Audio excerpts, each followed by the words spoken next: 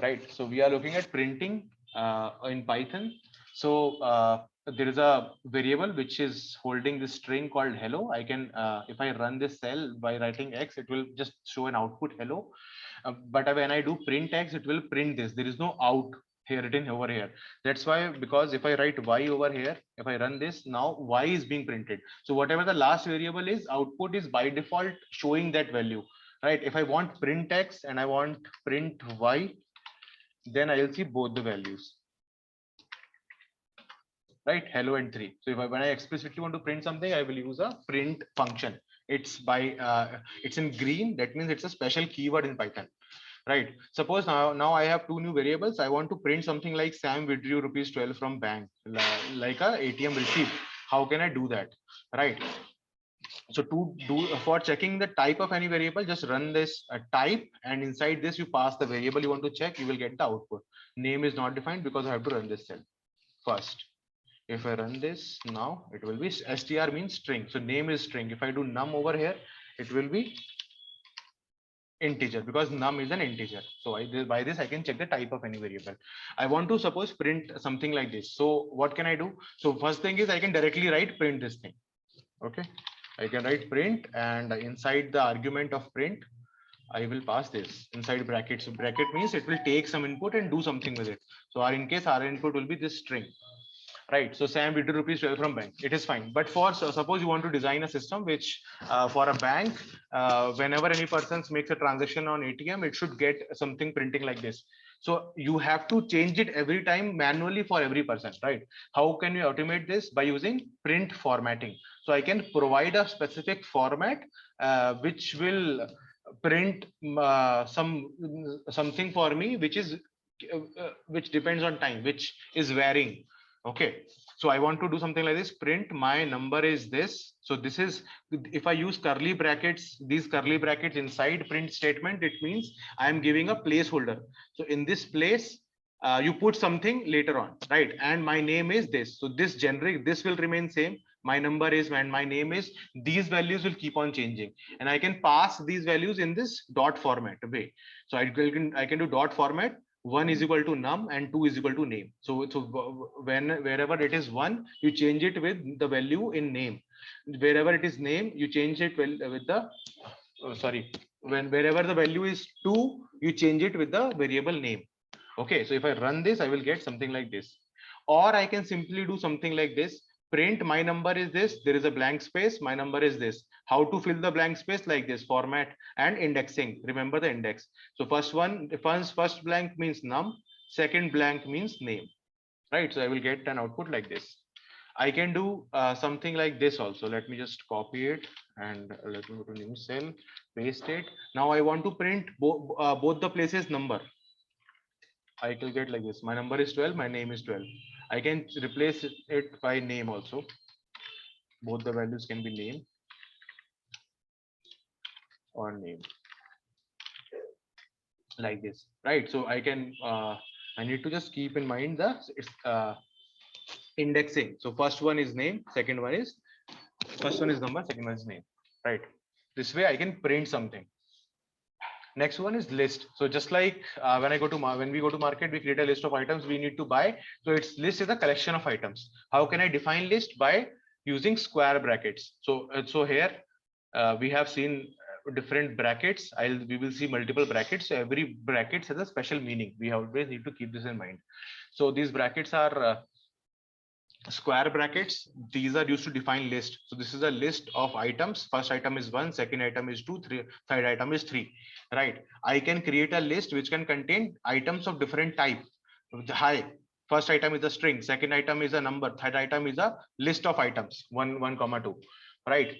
I can define my list. Basically my list is the variable name. It is holding this list. I can print my list like this. I can see an output ABC, 3 items. I can append or add a new item. So you have created a list. If you want to add a new item, you will go to the end, right? You whatever. So you have 3 fruits. Now you have to write fourth fruit below the third fruit. Same thing. It will append a new item in the end. So I will do my list dot means in my list I want to do something. Dot append this item. So in my list, append this item. So I go to my list, go to the end and add this new item. If I print my list now, my output will look like this, right? Suppose now I want to fetch one of the items from this. Suppose you are going to the market and I want to ask you what is the fourth item in your list. So you will go to your list. What is the fourth item? You will tell me, okay, fourth item is banana. So similarly, I want to fetch this item. I will do my list and I will pass the index. This is the first item, but its index will start from 0 because it is Python, right? Because it is Python, just like integers start from 0, it will also start from 0. So 0, 1, 2, 3, 4, 5, 6, whatever, how many items do we have, but it will always start from 0. You have to keep this in mind. If I do my list 0, I will get A. If I do my list 1, I will get B. Now I want to grab this slice of items. I will do what? My list first index to the end, because there is nothing mentioned over here, right? So if I run this, it will throw me an error because it is not defined. Okay, I'll get B and C, right? Now I want, suppose I want to grab all the items up to second index 0, 1, 2. Give me only these three items. So how will I do? I will go to my list, start from the start, because nothing is mentioned here. That means start from the start, go up to the second index. But the second index will not be included because this limit is not inclusive. It will go up to here, but not pick that number, right? So for printing C, I will have to do this. My list, start from the start, go up to the third index, give me all the items, right? Like this. Suppose I want to change any item in my list. Currently, if you look at my list, it is A, B, C, D. First item is A. So I want to change it to new item or any other item, just like you want to change. Okay, so you cut the banana and instead of that, you bring pineapple. So you will cut that and write a new item. But here it's better. I can directly do my list at 0 is equal to this. So I can assign a new item to any previous index like this. So if I run my list now, my list will look like this. Okay, new BCD. I can have a list of lists. So just like if you are going for monthly shopping, so your list will have a smaller list. Your list will have list of vegetables, list of items of cosmetics, items for ration. So you have three smaller lists inside your monthly list. Same way, my list can contain smaller lists inside. Right. So nest, suppose the name is nest of the variable, which is holding a list of list. So first item is the 1, second item is 2, third item is 3, fourth item is this one, right? Because the comma is here. Then first item in the fourth list is this, and the fourth item is this, second item is this. This is also a list, right? Nested list. So in this, suppose I want to grab this thing, this item. How can I grab? First I will do, I have to this is a list inside this. This list is inside this smaller list, and this smaller list is the item of this bigger list. So I have to first grab this item. How can I grab this item? I will do nest 3. Why? 0, 1, 2, 3. Third index is this item. So it will give me this item. Now inside this item, I have to go to 0, 1, 2 second index to grab this. So I can do nest 3 and 2 inside the brackets. I will grab this.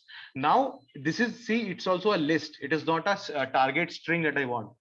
Okay, so I have to, so it is a list that only has one item. So I have to do nest 3, 2, and inside this, give me the first item 0. So that way I can grab such thing, right? Next is dictionaries. So dictionaries, in like normal life dictionaries, we have what? Normal life dictionaries, we are used to see the meaning of any word, right? So the way is, suppose you want to get the meaning of cricket.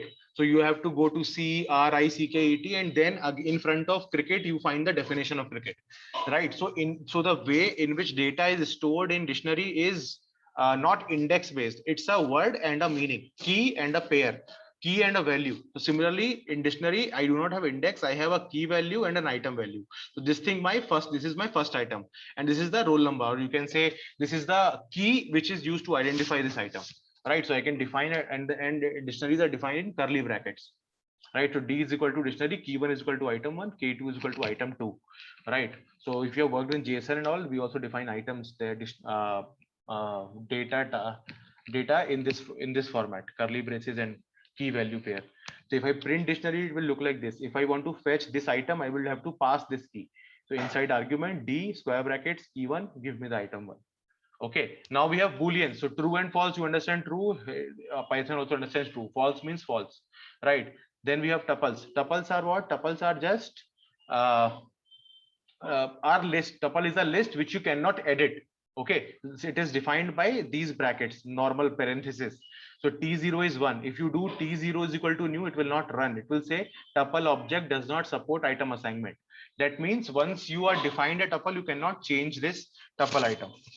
Okay, so now it says we have 10 minutes remaining. We'll finish whatever we can in 10 minutes, and I will start a new session which you can also join, and Chaitanya will also join, and we will try to look at work out some problems. Okay, using this concept, these concepts only, nothing new. Okay, and whatever wherever you get stuck, I will explain it right in there and then. Okay, he's also new. He's just 12th class passed. He's going to join the engineering college. Okay. Okay, okay, sir. Okay. Yeah. So it does not, only difference is tuple does not assign allow new item assignment. Why it is important? Suppose you are working with banking data, you have customers details which you which so like you can pay using UPI on any app, on any website. Okay, but your UPI is linked to your particular bank, so that means there is some exchange of data happening between your bank and all other merchants. So that customer data has to be very secure. So that's why, so if you define in list and someone does this in between by mistake, your data will get changed. But tuple by design is like that, you cannot edit it. So you cannot, so 1, 2, 3, if these are the 3 items, so at index 0, 1 and 2, only the 1, 2, 3 will remain forever. Either you will delete the whole, like you cannot edit the items in tuple. That's the only difference, right? Then we have sets. So sets is a collection of unique values. So if you wrap anything inside these curly brackets, it will give you a set of unique values, right? So suppose what is the number of 4s and 6s all the batsmen scores, right? So I will get a collection of only 4 and 6s. So it is like it will give you, it's an operation that will give you only set of unique values. You will use it in some of the data analysis cases where you want to find, okay, which is the most frequent value, what are the different types of value that when data is occurring, right? Suppose you want to study rainfall structure, you are in the weather department, so most of the time you see it is raining on Friday, Thursday, Friday, Thursday, Saturday, Friday, Thursday, Saturday, and you want to make a count during the whole last 10 years, what are the different days in which rain have occurred. Okay, so normally would be okay, it can occur on any day. So all Monday to Sunday, every day should be equivalent in terms of which day rain should happen. But suppose from your data you find out, okay, there are all the values, you find all the values from Monday to Sunday, but for Saturday and Friday the numbers are very high, right? So it is in thousands. So you can find make a hypothesis, or you can project that, okay, Saturday and Fridays are more probable to have a rain on, right? Something like that. Next is comparison operator. So just like you say 1 is greater than 2, you will say false. Python will also say false. 1 is less than 2 is true. Python will also say true. 1 is greater than equal to 1. That yes, it is true because it is equal to 1. This condition is fulfilled, so it is true. 1 is less than equal to 4. This is also true. I want to check 1 is equal to 1. Yes. So double equal to means you are checking. You are comparing these two values. It is true. High is equal to by. It is false. Why? Because this string is not equal. I'm not talking about the meaning, but see, it is H and I, so it is coded in a different way as BYE, right? They are not same. But if I do high is equal to high, it is same because they are exactly same strings. I can also have logical operators. So 1 is greater than 2 and 2 is less than 3. That means I am this condition is true and this condition is true, then only I will get true, because I want both of them. It is like give me an ice cream and give me a gulab jamun. So you want both, not one, right? So if any condition is false, your output is false. Here, this thing is false, right? Or condition is give me a ice cream or a gulab jamun. So if you get any one of the item, you are happy. Same here. So if 1 greater than 2 or 2 less than 3, this is what? False. This is true, but my output is true because my condition is or. Right, I can put multiple conditions together. 1 equal to 2 or 2 equal to 3 or 4 equal to 4. You give me a output, right? Like this. So it is what? True, because this condition is true. Last one, all of them are false, but if anyone is true, I am okay. So give me an ice cream, give me a gulab jamun, or give me a cold drink. So you have cold drink, I'm fine, right? So it's just like that. Next we have if and else statement. So if you try to understand this, you will say that okay, if this thing happens, do this. So the meaning of this sentence is exactly same, just like it is written in English, right? So if is the keyword. If this thing is true, then this means then, and there is a alignment over here. You cannot do backspace, it will not run, right? It needs this indentation, right? So you have to follow this margin, because this line of code is not equivalent. So this line will run only if this is true, right? So it is the format is like that. If this condition happens, do something, right? If this condition is false, then don't do this. So here I am printing yep. So I am getting an output yep, because this condition is true. If I change this to 1 greater than 2 and I print yep, yep will not be printed. See, I'm running it, but nothing is coming out. Of course, now it's an error, right? So you have to keep in mind this formatting structure. I can use two condition also. So if this condition happens, then run this, else run this, right? So if it rains tomorrow, I will not play, I will not go to play, right? If it not rains, I will go to play, right? Simple condition, same we use in our everyday life. Okay, so if I run this, I'll get first. If I reverse this situation, if I do 1 greater than 2, so first, if 1 is greater than 2, if this is true, then I should get output as first. If the, or else if this is not true, then I will get last. So the output will be last in this case, because this is false. Okay, now I can put multiple conditions like this. If 1 is equal to 1, print this thing. Else if 3 is equal to 4, print this thing. Else for all the other condition, print last. Like this I can do, right? Now we have loops. Suppose you have a collection of multiple items, right? So I want to say for every student in the class, give me the height and weight. So you being the monitor, you will go, you measure height and weight of every student, and you will give me an answer or an Excel notebook. So it is something I want to do for a collection. For everyone, you have to do the same task: measure their height, measure their weight, write down their height and weight, go to the next person, measure their height, measure their weight, write down the. So I want to perform a set of operation for every item in a collection, right? So I knew there are special loops procedure defined in Python, which are called for loops. So suppose there is a seq list of items 1 2 3 4 5. So I want to, for every item, I want to print the item. How can I do? I can do for item in seq. So for each item in the collection, do this. And what is this? I'm printing the item.